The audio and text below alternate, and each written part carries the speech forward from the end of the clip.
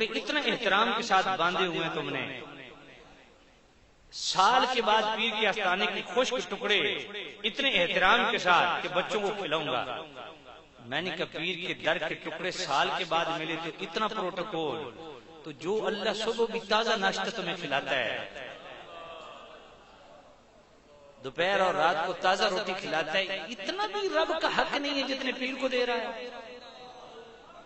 وہ اتنی پیر جتنی بھی عزت تم نے رب کی نہیں کی ہے ظالم۔ ہمارے رویے بڑے عجیب ہو گئے۔ اللہ توجہ کر۔ تو میں عرض کر رہا تھا دوستو، فرمایا حضرت ام سلمہ کہ حضور یہ دعا کرتے، پھر ابن خوشب پتہ کیا کہتے، فرمایا پھر تو ہماری عادت بن گئی، ہم ہر وقت یہ تین دعائیں ملا کے ہم کرتے، یا مقلب القلوب ثبت قلبی علی دینک، یا مصرف القلوب صرف قلوبنا علی طاعتک، ربنا لا تزغ قلوبنا بعد إذ هديتنا وهب لنا من لدنك رحمة إنك أنت الوهاب۔ ایک بات انصاف سے بتانا ذرا، دل پہ ہاتھ رکھ کے مسجد میں بیٹھے ہوئے، آپ میں سے کوئی ایک بندہ ایسا نہیں ہوگا جو اپنے رزق روزی کے متعلق اللہ سے دعا نہیں کرتا، کرتے ہو؟ کوئی ایک بندہ بھی ایسا نہیں ہوگا جو اپنے بچوں کی رب سے خیر نہیں مانگتا ہوگا، ایسا ہی کوئی ایک بندہ بھی نہیں ہوگا جو رب سے رزق حلال اور اپنا اچھا روزگار نہ مانگتا ہوگا، کوئی ایک بندہ بھی نہیں ہوگا جو اپنی صحت اللہ سے نہ طلب کرتا ہوگا، اللہ سے صحت کے متعلق بھی سوال کرتے ہو، اللہ سے اولاد کی حفاظت کا بھی سوال کرتے ہو، ان کے اچھے مستقبل کا بھی سوال کرتے ہو، اللہ سے جناب اچھی نوکری کا بھی سوال کرتے ہو، اپنی دکانداری کی حفاظت اور فراخی رزق کا بھی سوال کرتے ہو۔ اپنے ایمان سے بتاؤ آپ میں سے کتنے بندے ہیں جو روزانہ دعا کرتے ہیں، اے اللہ میرے دین کو محفوظ رکھنا، اے اللہ میرے ایمان کو محفوظ رکھنا، اے اللہ میرے حیا کو محفوظ رکھنا، اے اللہ میری دیانت کو محفوظ رکھنا، میرے تقوی کو محفوظ رکھنا۔ کبھی دعا کی؟ دنیا کے تم نے کھاتے بنایا نا، کوئی دکاندار مجھے ایسا دکھاؤ جس نے اپنا کھاتا نہ بنایا ہوا۔ کھاتا بناتے ہیں، رجسٹر رکھتے ہیں، یہ فلاں اتنی آمدن، اتنا خرچ، اتنی وصولی، اتنا قرض ہے کہ نہیں، فلاں کا اتنا قرض ہے، فلاں کی اتنی وصولی ہے، کرتے کہ نہیں؟ روزانہ جناب وہ کھاتا پورا کر کے پھر دکان بند کرتے ہیں۔ یہ دنیا کا کھاتا ہے، کوئی دین کا کھاتا بھی بنایا کوئی نہیں۔ آج میں نے اتنی نمازیں پڑھی ہیں، آج میں نے یہ بلنڈر کیا ہے، آج یہ میں نے نیکی کی ہے، اللہ امیر اہل سنت کو خیر و برکت دے، انہوں نے یہ دینی کھاتا بنایا ہوا ہے۔ وہ 72 نیک اعمال باقاعدہ انہوں نے، کسی کے پاس ہے تو وہ جناب والا باقاعدہ اس امت کو دیا، وہ لو اور پھر ڈھونڈو کہ ہم کہاں کھڑے ہیں۔ کبھی یہ کھاتا بنایا ہے کہ آج میں نے پوری 5 نمازیں پڑھی؟ یہ کھاتا بنایا ہے کہ میری مجھ پہ اتنی زکات کی میں نے دی؟ یہ کھاتا بنایا ہے کہ اتنے روزے فرض تھے میں نے رکھے؟ یہ کھاتا بنایا ہے کہ فراڈ نہیں کرنا، بےایمانی نہیں کرنی، کسی کا مال جناب لوٹنا نہیں ہے، کسی کا حق غصب نہیں کرنا؟ کھاتا صرف دنیا کا کھاتا، دین کا کوئی کھاتا نہیں۔ کھاتے بھی دین کو اور دین کا کھاتا بھی نہیں۔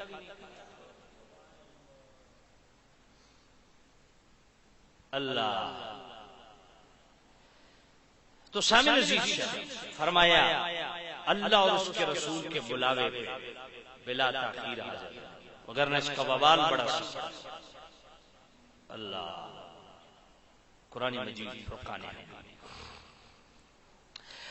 یا ایھا الذین آمنوا استجیبوا للہ وللرسول اذا دعاکم لما یحییکم واعلموا ان اللہ یحول بین المرء وقلبہ وانہ الیہ تحشرون۔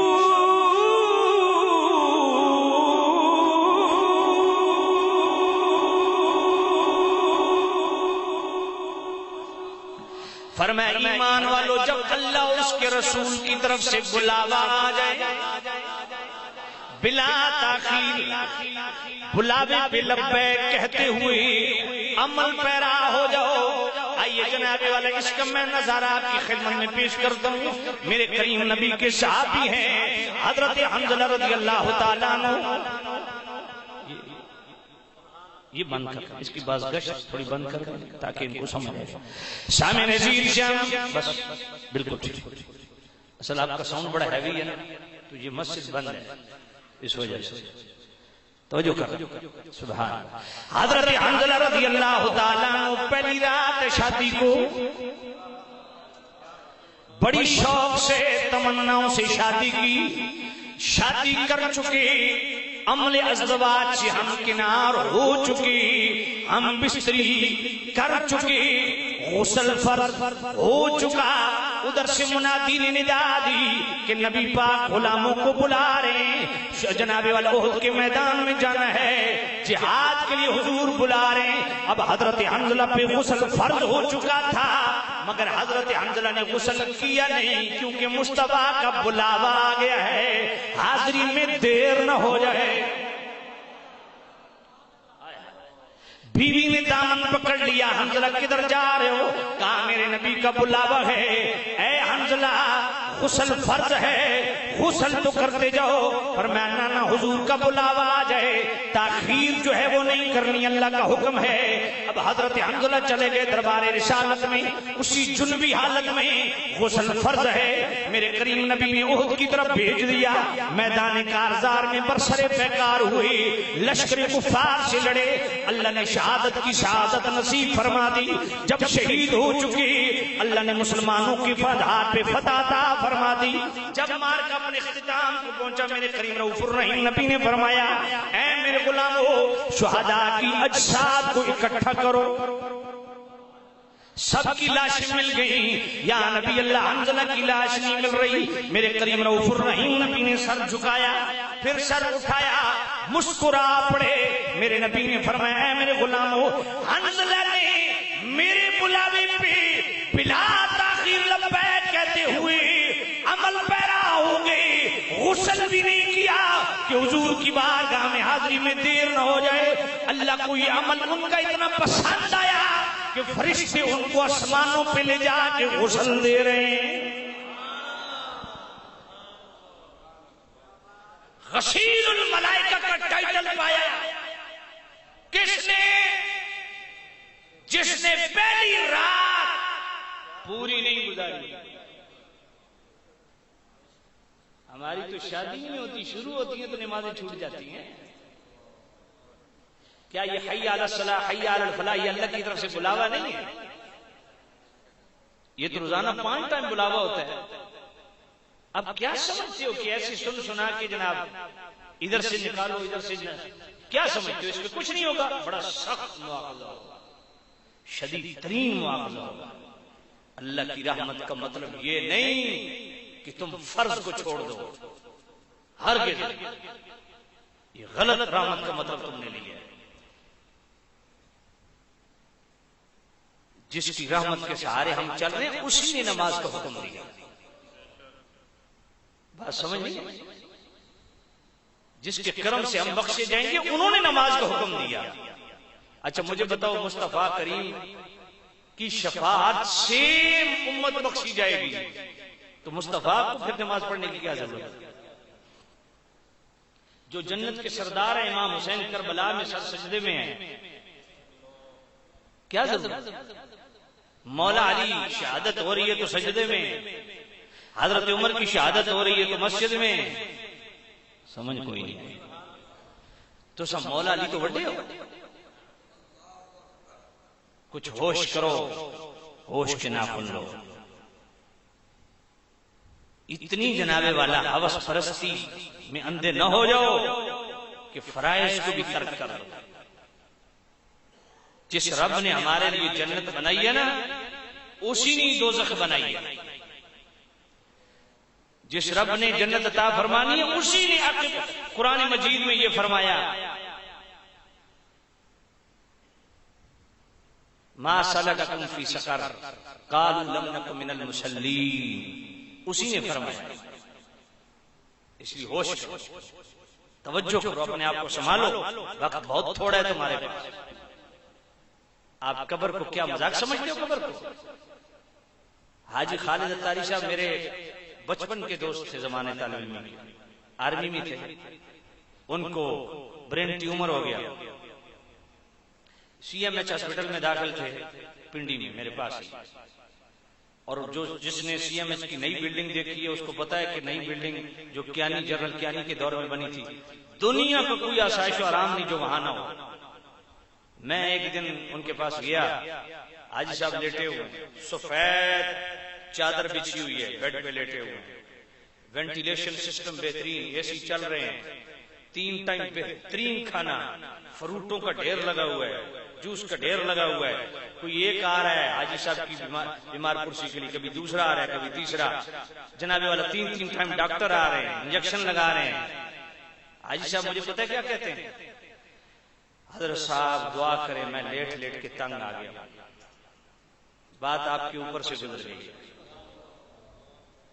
میں نے کہا حاجی صاحب اتنی سفید چادر، بہترین گدا، اتنے بیمار کرسی کرنے والے، یہ فروٹ پڑا ہے، یہ جوس پڑا ہے، یہ بہترین وینٹیلیشن سسٹم ہے، لائٹیں جل رہی ہیں، یہ جناب اے سی چل رہے ہیں، تو آپ لیٹے ہیں، گھبرا گئے ہیں؟ کہا جی لیٹ لیٹ کے تنگ آ گئے۔ ہمارے علماء حدیثیں بیان کرتے ہیں کہ یہ کام کرو گے تو قبر میں سانپ آئیں گے، بچھو آئیں گے، یہ آئیں گے، وہ آئیں گے۔ میں نے کہا کچھ بھی نہ آئے، صرف اتنا باور کروایا جائے کہ تیری صرف سزا یہ ہے کہ یہاں نہ پانی ہے، نہ ہوا ہے، نہ روشنی ہے، نہ تو بیٹھ سکتا ہے، بس صرف لیٹا رہے، قبر دبائے گی نہیں، اس کو چھوڑ دو۔ سمجھ نہیں ہے آپ کو؟ حدیث میں نا قبر دبائے گی، ادھر کی پسلیاں ادھر، ادھر کی ادھر، اس کو چھوڑ دو، نہیں دبائے گی، مان لیا، بس صرف تم نے لیٹنا ہے اس اندھیرے میں۔ اس سے بڑا کوئی عذاب ہے؟ پریکٹس کر لو نا، ایک دن پریکٹس کر لو اپنے گھر کے اندر، پریکٹس کر لو کہ کمرہ بند کر دو، صحت مند بندے کو 24 گھنٹے کے لیے پنکھ بھی بند کر دو، لائٹ بھی بند کر دو، اندر بند کر دو، پھر دیکھو 24 گھنٹے کے بعد کیا کیا بند ہوا ہے۔ جی ہاں، ہوش و آواز نہیں ہے۔ اور میرے بھائی اس خوش فہمی میں مبتلا، صرف قبر میں لیٹنا اتنا بڑا عذاب ہے۔ اگر جنت کی کھڑکی نہ کھلے، اللہ کا کرم نہ ہو، سمجھ نہیں آئی ہے تو وہ کیا ہے؟ کیا یقین جانیے، میں پچھلے ہفتے ادھر اپنے علاقے میں پروگرام کے لیے گیا، واپسی پہ والدہ کی قبر پہ آیا نا، اب ذرا توجہ کرو، تو میری عادت ہے سورہ یاسین کی میں ضرور پڑھتا ہوں، کیونکہ میرے کریم رؤوف الرحیم نبی نے فرمایا من زار قبر ابویہ او احدہما یوم الجمعہ فقرأ عنده یاسین غفر له۔ القامل ابن عدی اور سید اعلی حضرت کی فتاوی رضویہ شریف 24ویں جلد الحقوق للحقوق، میرے نبی نے فرمایا جو ہر جمعے کو اپنے والدین کی قبر پہ سورہ یاسین پڑھے نا، اللہ ایسی اولاد کے پچھلے گناہ معاف کر دیتا ہے۔ تو میں سورہ یاسین پڑھتا ہوں، اتفاق میں ایسی ٹائم پہ پہنچا، زور کا ٹائم تھا۔ اب یقین جانیے جب میں پہنچا نا سورہ یاسین پڑھنے کے لیے والدہ کی قبر پہ، تو والدہ کی قبر کو دھوپ لگ رہی تھی، یقین جانیے میری ہچکی نہیں ختم ہوتی تھی کہ یار میں اس ماں کا بیٹا ہوں، قبر پہ میں کھڑا نہیں ہو سکتا کہ دھوپ لگ رہی ہے، تو ماں تو اس کے اندر ہے، سمجھ نہیں آپ، ماں تو اندر ہے، اس پہ کیا بیت رہی ہوگی؟ تو دوستو خیال کرو، چھوٹی سی قبر ہے، بیٹھنے کی جگہ بھی نہیں، بس صرف اتنا کہ بس یہ اس اندھیرے میں تم نے لیٹے رہنا ہے، یہ احساس دلایا جائے کہ بس تم نے اس میں صرف لیٹنا ہے، بھئی اندھیری قبر ہے، لیٹے رہو، بس لیٹے رہو۔ تو یہ پریکٹس گھر میں کر لو نا، 24 گھنٹے کے لیے کر لو، نہ پانی، نہ روشنی، نہ پنکھا، بس بند کر دو، 24 گھنٹے کے بعد پتہ لگ جائے گا کتنے پانی میں۔ اور بھائی میرے قبر تو بہت چھوٹی ہے، قبر تو بہت چھوٹی ہے۔ جب یہ غازی ممتاز قادری رحمۃ اللہ علیہ کے حوالے سے جیل میں تھا نا میں، تو کسوری چکی میں ہمیں بند کیا گیا، یہ جو ہے نا آپ کا یہ سٹیج، یہ یہاں سے بس اتنا، یہ اتنے تک، یہ ایک کمرہ سمجھ لیں، اسی کی کونے میں واش روم ہے چھوٹا سا، جس میں ستر پوشی بھی نہیں ہوتی۔ اس چھوٹے سے کمرے میں ہم 12 بندے تھے، اور 25 دن رہے، سارے ایک طرف ایک دفعہ سو بھی نہیں سکتے، ایک دفعہ بیٹھ بھی نہیں سکتے، سمجھ نہیں آئی؟ تو قبر اس سے بھی چھوٹی ہے، بس لٹا کے اوپر وہ ڈال دیں گے، مٹی ڈال کے آ جائیں گے، پھر بھگتے رہنا۔ ابھی سے قبر کس سے تھوڑی قبر روشن نہیں کرنی، اپنی قبر تو خود روشن کرنی۔ آپ پے ہوتے ڈیوے بال ہوتے روشنیاں پہ کرو، جو اندر روشنی نہیں تو باہر دی روشنی تو فائدہ کیا؟ باہر مومبتیاں لاؤ تو خوشبوئیں لاؤ، جو اندر خوشبو نہیں تو باہر جو خوشبو تو فائدہ کیا؟ اندر روشنی کرو، اور قبر کے اندر روشنی تب ہوگی جب تیرے اندر روشنی ہوگی، اور یہ روشنی دین مصطفیٰ کی اتباع سے ملتی ہے، گل چھرے اڑانے سے نہیں ملتی۔ اس لیے کہتا ہوں اللہ کا واسطہ مسجدوں کو آباد کرو، اللہ کا خوف دل میں پیدا کرو۔ جتنا ایک SHO MP MNA کا تمہیں خوف ہوتا ہے نا یار، اتنی تو اللہ کی عزت کرنا سیکھ لو خدا کے بندو۔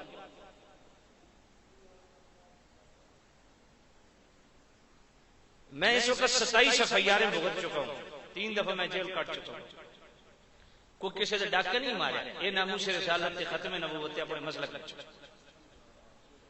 ایک دفعہ کا منظر مجھے نہیں بھولتا، کار دی سردی جناب والا، پو ماں دی سردی، تو وہ کچہری جو نہیں بنی ہے راولپنڈی جس نے دیکھا وہ بالکل اوپن ہے، شدید ترین سردی پڑ رہی ہے، اوس پڑ رہی ہے، دھند بھی ہے، بندہ کمل کے اندر بھی کانپ رہا ہوتا ہے۔ اچھا میرے تو پہلے جناب عدالت نے بلوایا، فلاں بن فلاں بنام سرکار، وہ 8 بندے سن جڑے میرے تو پہلے عدالت داخل ہوئے، انہاں سارے کمل اوڑے ہوئے تھے، کم رہے۔ جو ہی عدالت چ بلاوا آیا، میں یقین فرماؤ اینجو نہ چادر سٹیاں موبائل سٹے، صرف بنام سرکار بلاوا آیا عدالت سے، چادراں بھول گئیاں، سردی بھول گئی، موبائل بھول گئے، جی موبائل اندر نہیں لانا، کیوں؟ اگر بج گیا تو توہین عدالت ہو جائے گی، 3 دن یہ وکھری قید، مسجد چاؤ پیٹ ٹوٹو وجن، یہ اللہ کی عدالت ہے، خدا کا خوف کیا کرو، موبائل بند کر کے آیا کرو، اللہ کے گھر کی عزت کرنا سیکھو۔ اور میں نے ایک اللہ کے ولی سے سنا، انہوں نے کہا کہ جس نو مسجد دی بدعا لگ گئی وہ اجڑ گیا، تو جس مسجد کو دعا لے لئی وہ نسل بھی تر جانی۔ یہ صرف پیر فقیر دعائیں نہیں دیتے، اللہ کا گھر بھی دعا دیتا ہے۔ جھاڑو دیو نا، واش روم صاف کرو نا۔ یہ میرے قبلہ محترم میرے بھائی ہیں قاری یاسین نیمی صاحب، ان سے پوچھیں پنڈی میں جس مسجد میں آتا ہوں اس مسجد کو میں نے اپنے ہاتھ سے بنایا ہے، آج بھی میں واش روم خود مسجد کے صاف کرتا ہوں اپنے ہاتھ سے، خود اپنے ہاتھ سے مسجد کے واش روم صاف کرتا ہوں، کیونکہ میں نے پتا ہو کہ ثواب تک چاہتے ہو۔ توجہ کرو۔ تو دوستو قبر کتنی ساری، لیٹے رہو، کوئی روشنی نہیں، کوئی پانی نہیں، کوئی جناب ہوا نہیں، کیا یہ عذاب کم نہیں ہے؟ اس سے بڑا کوئی عذاب ہے؟ دبائے اس کو چھوڑ دو، بچھو آئیں گے اس کو چھوڑ دو، صرف بس لیٹے رہو، اس سے بڑا کوئی عذاب ہے؟ ہاں تو حضرت حنظلہ کیا غسل فرض ہے، کیا نہیں کیونکہ مصطفیٰ کا بلاوا آ گیا۔ سامع نزیر شام حضرت عبداللہ ابن رواحہ رضی اللہ تعالیٰ عنہ الاشابہ، حضرت عبداللہ ابن رواحہ رضی اللہ تعالیٰ عنہ مسجد کی سیڑھیاں چڑھ رہے ہیں، ادھر سے کانوں میں آواز گونجی اجلسو ہو۔ مسجد نبی کی آخری سٹیپ چڑھتے ہوئے وہیں جناب والا بیٹھ گئے، زمین پہ آ لگے۔ جب جمعے کی نماز مکمل ہوئی میرے کریم رؤوف الرحیم نبی نے حضرت عبداللہ ابن رواحہ کو بلوایا، فرمایا اے عبداللہ یہ بیٹھنے کا حکم میں نے تیرے لیے نہیں کیا تھا۔ عرض کی یا نبی اللہ میں نے سمجھا میرے لیے بیٹھنے کا حکم ہو رہا ہے، میں فوراً زمین پہ آ لگا، اگلا قدم اٹھانے کی جرت نہیں کی۔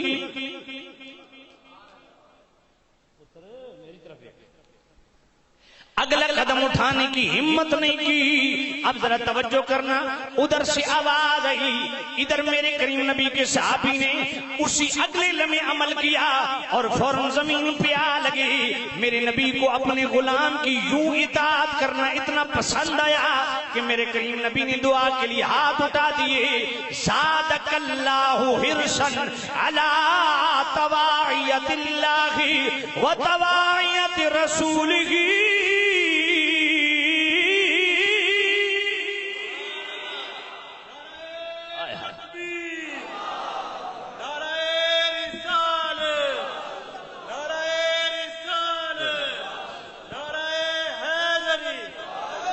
توجہ کر, سبحان اللہ.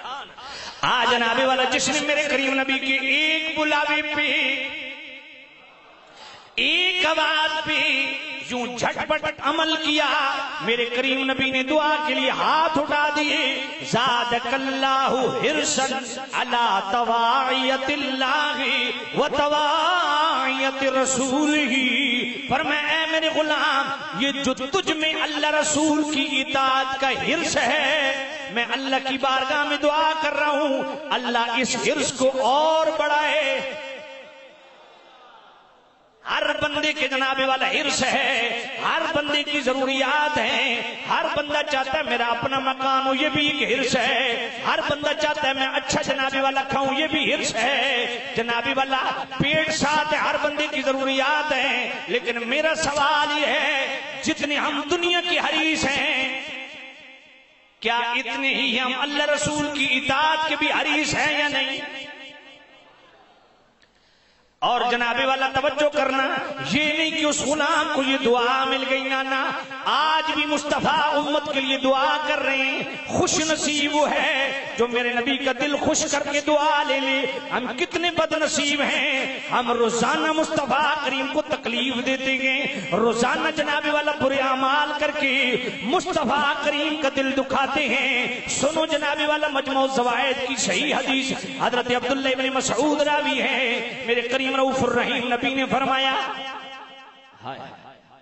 حیاتی خیر لکم تحدثون و تحدث لکم. فرمایا میرے غلاموں, میری ظاہری حیات بھی تمہارے لیے خیر ہے, تم حدیثیں سنتے سناتے ہو. وفاتی خیر لکم, اے میرے غلاموں میرا دنیا سے پردہ کر جانا اس میں بھی تمہارے لیے خیر ہے. تورد علی اعمالکم, فرمایا میرا پردہ کرنے کے بعد تمہارے اعمال میری بارگاہ میں قبر میں پیش ہوگی. فما رأیت من خیر حمدت اللہ علیہ, فرمایا اگر تمہارے عمل اچھے دیکھوں گا اللہ کی حمد کروں گا جس نے تمہیں نیک اعمال کی توفیق دی. فما رأیت من شر, اگر میں تمہارے عمل برے دیکھوں گا استغفرت اللہ لکم, اللہ کی بارگاہ میں تمہارے لیے دعائیں مغفرت کروں گا. میرا ایک ہی سوال ہے غلامو, خوش نصیب مومن وہ ہے جو مصطفیٰ کو خوش کر کے دعا لے, حضور کو دکھ دے کے دعائیں نہ لو. مصطفیٰ کو سکھ پہنچا کے حضور سے دعا لو. کوئی ایسے کام کرو کہ مصطفیٰ گنبد خضرا میں حضور کے چہرے پہ تمہارے نیک اعمال سے مسکراہٹ آ جائے اور حضور تمہارے لیے دعائیں. حضور تو آج بھی دعا کر رہے ہیں. سورہ محمد پڑھیے, وَاسْتَغْفِرْ لِذَنبِكَ وَلِلْمُؤْمِنِينَ وَالْمُؤْمِنَاتِ.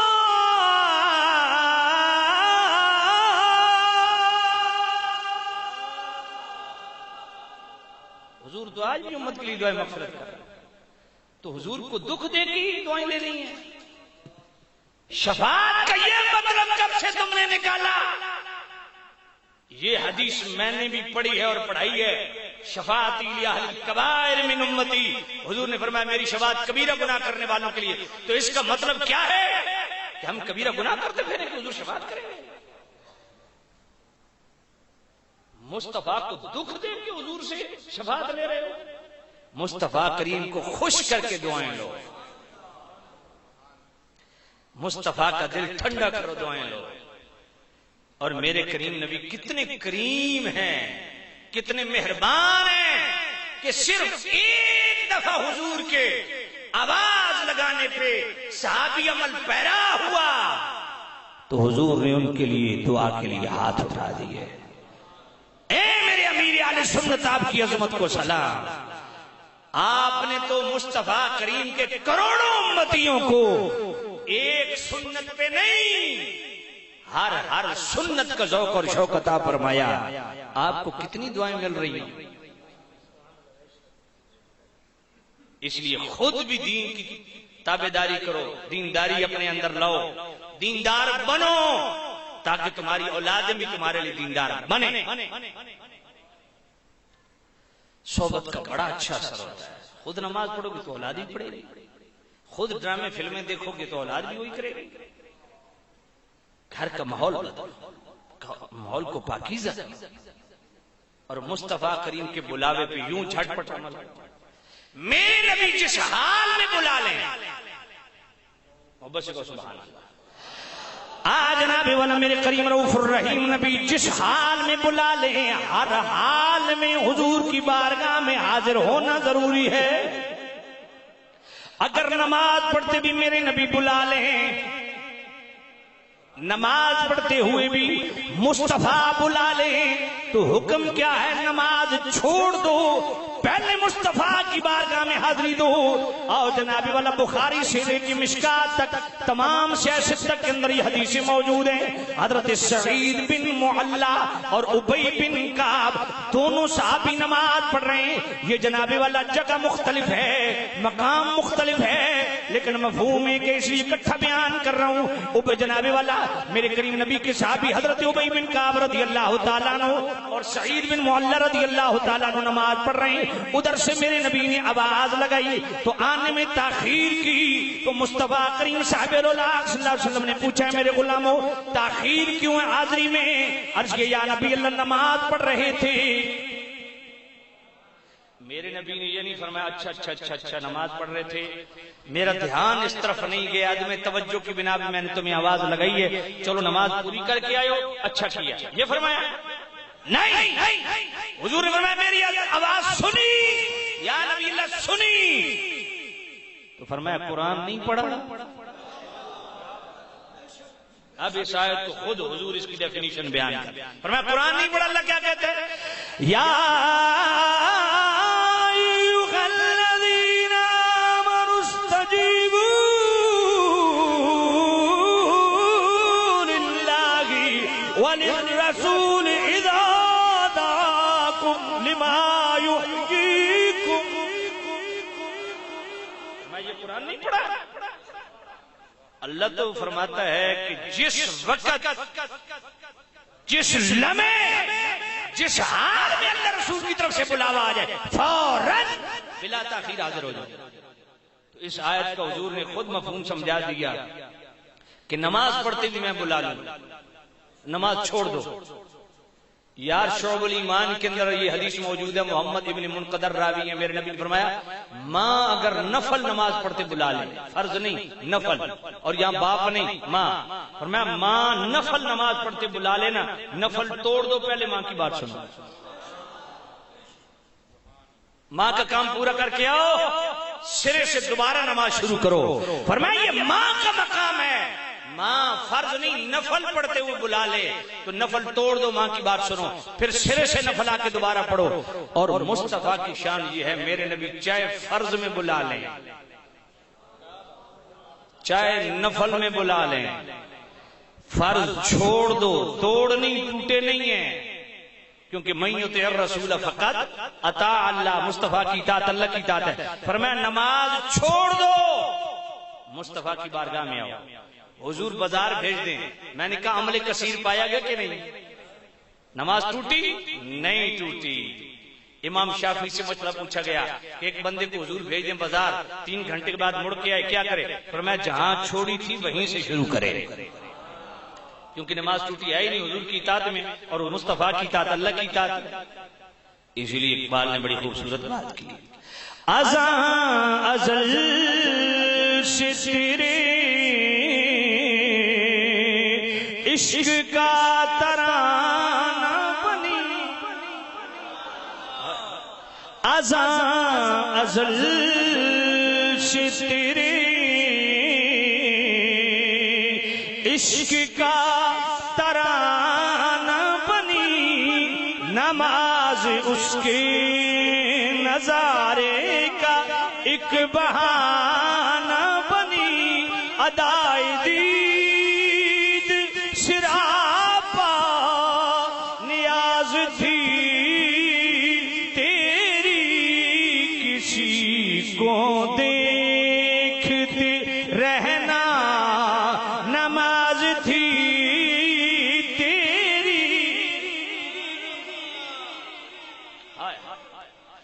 ادائے دید، ادائے دید، ادائے دید، ادائے دید۔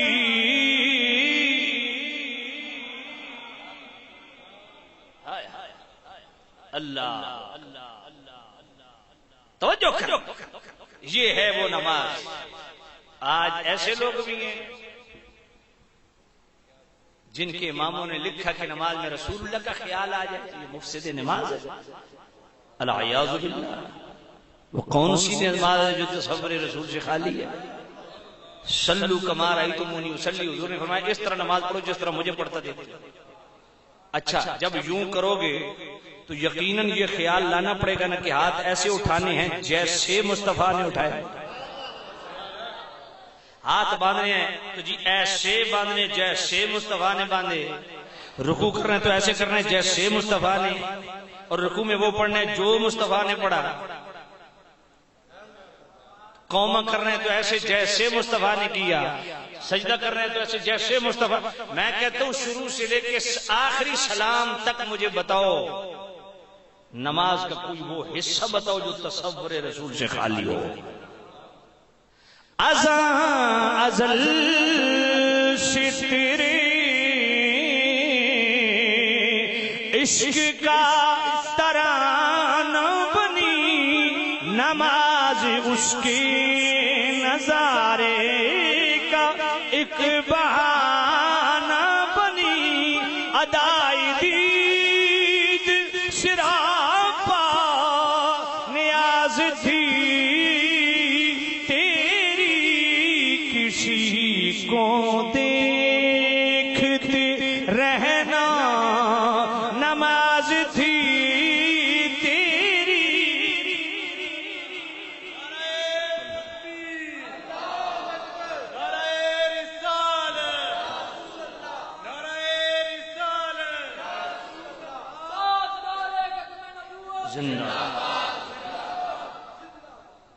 تاجدار ختم نبوت، تاجدار ختم نبوت، محبت سے تاجدار ختم نبوت، تاجدار ختم نبوت۔ سبحان سبحان۔ اب توجہ کر رہا ہوں، فرمایا اللہ رسول کے بلاوے پہ بلا تاخیر، لمحے بھر کی تاخیر بھی اس کی اجازت ہے، حاضر ہو۔ کیا ملے گا؟ لما یحیی، فرمایا زندگی کی خیرات ملے گا۔ مصطفیٰ کا بلاوا حیات بخش بلاوا ہے۔ دیکھو نا قرآن مجید، ذرا توجہ کرو، اللہ سورۃ الروم آیت نمبر 50 کیا فرماتا ہے؟ فانظر الى آثار رحمت اللہ کیف یحیی الارض بعد موتها۔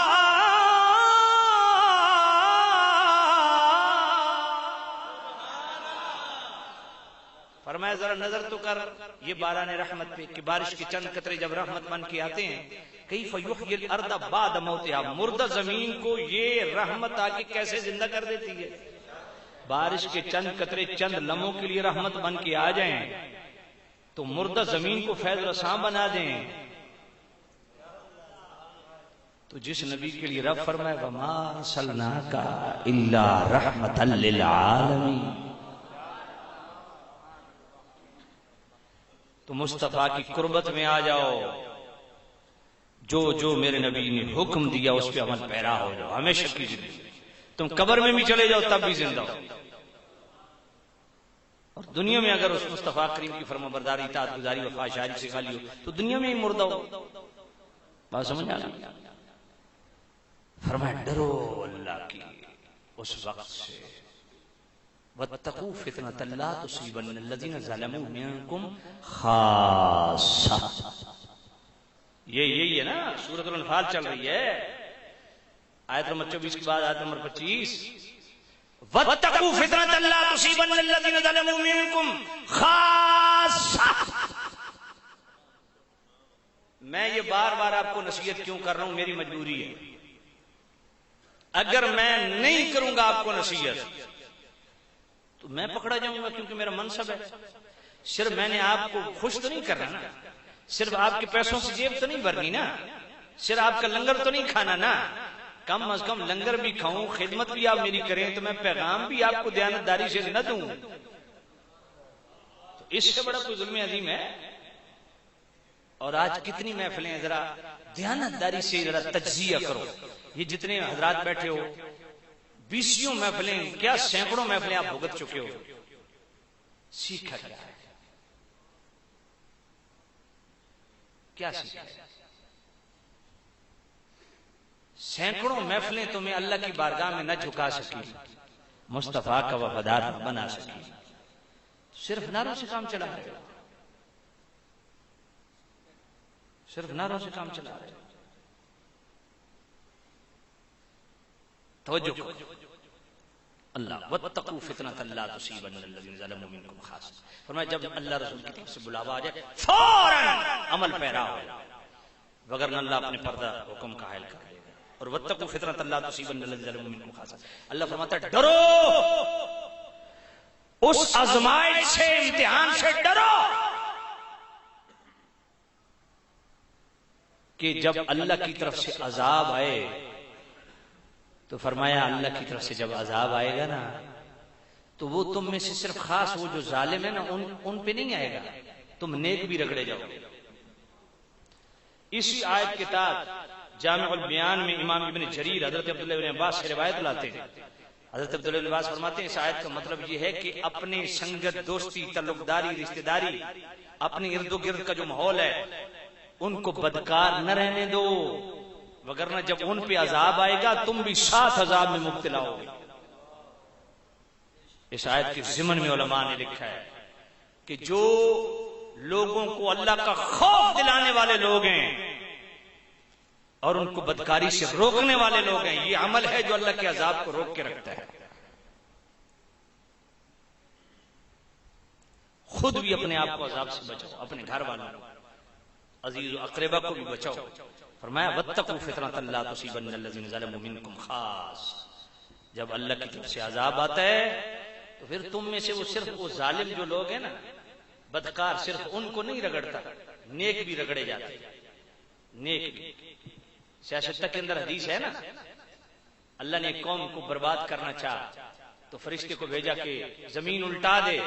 عرض کے مالک اس میں ایک بندہ ہے جو 24 گھنٹے تیری بارگاہ میں سجدہ ریز ہے، تیری عبادت کر رہا ہے. اللہ فرمایا وہ گونگا شیطان ہے، سب سے پہلے اس کو پلٹ کہ میرے بندے میری نافرمانیوں میں حد کر گئے اور اس کو اپنی عبادت کی پڑی ہوئی ہے. اس نے برائی سے روکا کیوں نہیں ہے؟ میری عبادت بھی کرے، لوگوں کو امر بالمعروف اور نہی عن المنکر بھی کرے.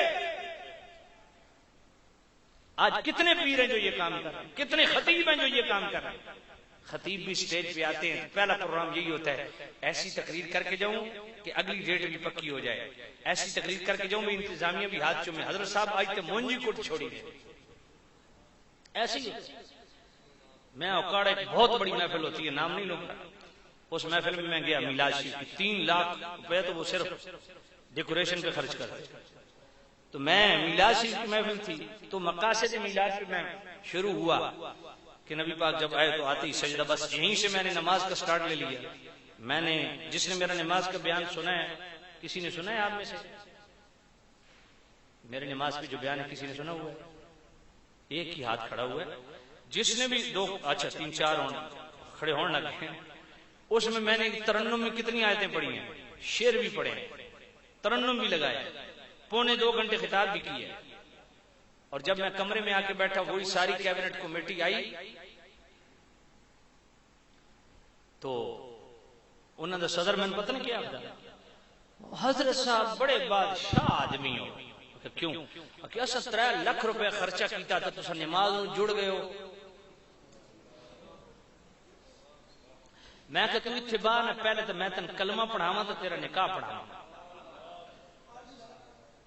کیونکہ تو ایمان تو فارغ ہو گیا۔ وہ کیسے؟ میں نے کہا تو نے فرض کی توہین کی، تو نے فرض کو حقیر جانا ہے، سمجھ نہیں آئی۔ میں کہا تیرا نکاح بھی ختم ہو گیا، تیرا ایمان بھی ختم ہو گیا۔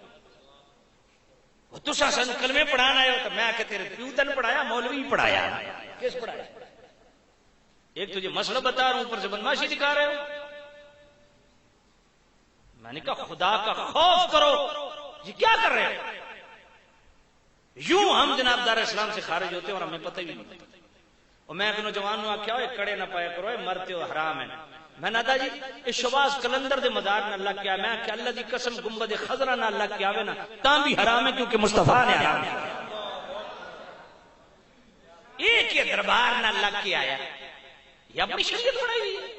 میں کہ حرام ہے، چاہے گنبد خضرا کے ساتھ لگ کے تب بھی حرام ہے، سونے کی انگوٹھی گنبد خضرا کے ساتھ لگ کے تب بھی حرام ہے۔ اچھا میں نے پتہ نہیں کیا کھلا، میں کہ شریعت میں حرام پتا جی، شریعت دی کون مندا جی، ہر بندہ پائی پھر دا۔ میں کہ پتر پہلے تو کلمہ پڑھنا، تو نے شریعت کی اعانت کی، تو نے شریعت کے مسلک کو حقیر سمجھا، سمجھ نہیں آئی؟ تو شریعت کی عزت کرنا سیکھو،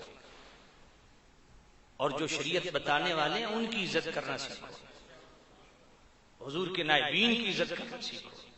میں یہ بات دعوے سے کہتا ہوں اور بطور چیلنج کہتا ہوں، قرآن و سنت اٹھا لیجئے، جتنی علماء کے فضائل ہیں اتنے اولیاء کے فضائل بیان نہیں کیے گئے، اور وہی سچے علماء اولیاء ہیں۔ سمجھ کوئی نہیں آئی؟ سچے علماء ربانیین ہی اللہ کے ولی ہیں۔ اچھا میں نے سب تو بڑی کرامت کے پڑھ دے، وہ سلیمان علیہ السلام نے کہا مجھے تخت چاہیے، تو اللہ کا ولی اٹھا آصف بن برقیہ، میں قدر 10 وہ ہے کون؟ قرآن مجید کیا خدا قال الذی عنده علم من الکتاب، او عالم ہے جس نے کتاب دا کچھ علم عطا کیتا۔ میں کہ اتھے تو کون لکھا فلانے دربار دا سجادہ نشین ہے، اتھے بھی عالم لکھا ہے، سمجھ کوئی نہیں آئی؟ کتاب کا علم رکھنے والا کوئی ایک ولی بتاؤ مجھے، ہاتھ رکھو جو عالم نہ ہو۔ ایک ولی غوث پاک اللہ کے ولی ہیں کہ نہیں؟ عالم تھے کہ نہیں؟ اچھی خواجہ غریب نواز، اے جڑے تساں قوالیاں دی بڑی شوقین ہو نا، جڑے گل کروا دے خواجہ غریب نواز قوالی کرتے تھے۔ میں نے کہا اچھا تے تو جڑی شریعت نال قوالی کردا پیا او کدھر ویسے کیویں؟ میں کیا تینوں یہ پتہ خواجہ غریب نواز روزانہ 2 قرآن ختم کر دے سن؟ اچھا جی، میں پتر پہلے 2 قرآن ختم کرنا تو پھر میں تیرے نال بیٹھ کے قوالی سن سا، تن خود سنایا، سمجھ کوئی نہیں ہے؟ پاک پتن شریف جاتے ہو؟ بابا فرید کو جانتے ہو؟ کون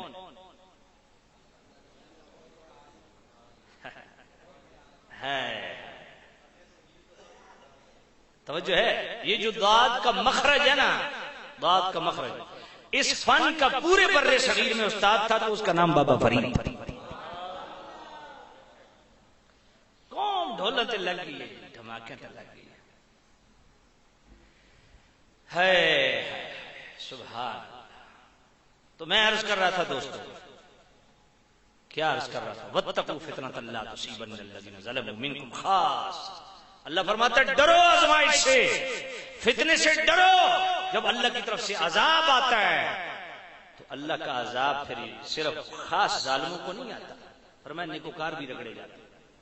اس لیے نیکوکاروں کا کام ہے، جن کو اللہ نے منصب دیا ہے وہ دوسروں کو نیک بنانے کی کوشش کریں۔